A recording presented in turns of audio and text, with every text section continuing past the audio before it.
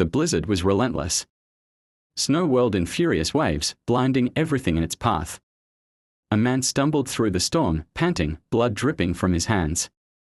Behind him, a distant roar pierced through the wind, a sound that sent a chill deeper than the cold itself. He turned, eyes wide with horror. Two glowing eyes stared back. The massive white tiger stood on a rock, its fur blending with the storm. Except for one thing, a deep, fresh wound on its side. Blood dripped into the snow. But the real terror. Just beside it, a small baby tiger shivered. Its tiny form pressed against its injured mother. The man realized the truth too late. He had shot the wrong tiger. And now, the mother had come for revenge. Fire Chapter 1, The Mountain Man. Rian had lived alone in the mountains for years. He was a hunter, a survivor. The snow was his home, the wilderness his world. The villagers below called him the ghost of the mountain. A man who walked through storms like they were nothing. But even he had never seen a storm like this. As he climbed back to his cabin, struggling against the wind, his mind replayed what had happened just an hour ago. A tiger. A magnificent snow tiger. He hadn't meant to shoot it. He thought it was a wolf attacking his supplies. In the blinding snow, he fired his rifle, only to hear a roar that shook the mountains. And then, he saw her. A mother tiger. Bleeding. Watching him with rage that was beyond animal instinct.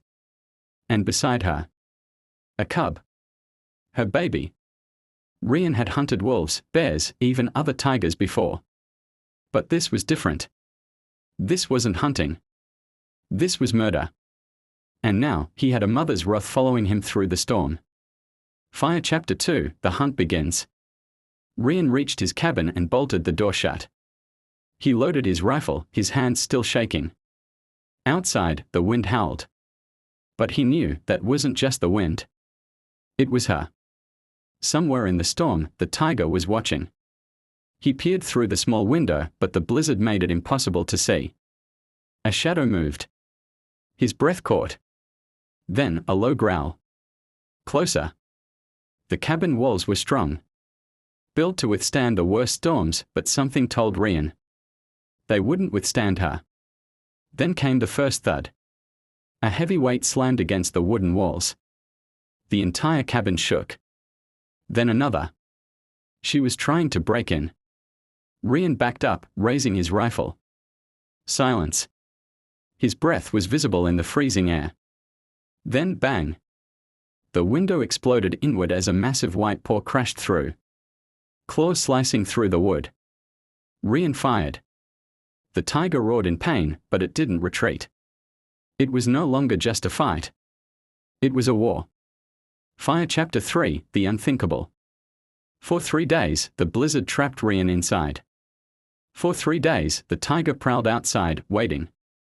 He could hear her breathing in the dark. And then, the moment he feared came. He woke up to silence.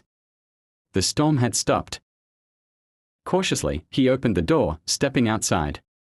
The world was white and endless. And then he saw it, small tracks in the snow. Not the mother's. The baby tiger's.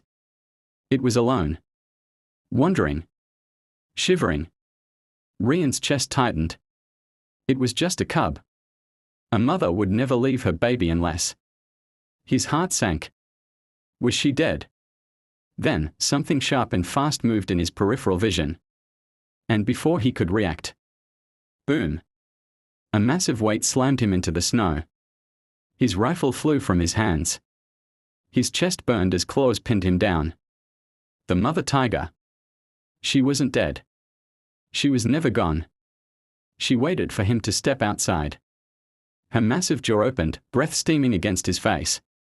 This was it. The hunter was now the prey. Fire Chapter 4, The Decision. Time slowed. Rian could see his own reflection in her eyes. She could kill him in seconds. But she didn't. She hesitated. And then, he heard it. A small cry. The baby tiger, still shivering in the snow, watching. Waiting. The mother tiger growled, but something was different. She looked at her cub. then at Rian.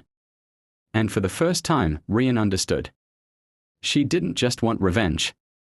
She wanted him to understand. Rian slowly reached out. The mother flinched. But he didn't grab a weapon. He grabbed his hunting knife and threw it away. Then, with a deep breath, he rolled onto his back, exposing his chest. A sign of surrender. He had taken her trust. Now, he was giving his. The tiger growled. Her breath was heavy, her wounds still bleeding. Seconds passed. Then she stepped back. And then she was gone. Not defeated. Not hunted. Just gone. Rian sat up, staring at the cub still watching him. Alone. Slowly, he stood. And walked toward it. The cub didn't run. Instead, it took a single step toward him. Fire epilogue, the promise. Months passed. The villagers below spoke of a ghost tiger who haunted the mountain. But they also spoke of something else. A man. A hunter. Who had once been the killer of a mother tiger. But now walked beside her child. In the wild. In the snow. Side by side. Because some revenge isn't about taking life. It's about changing it.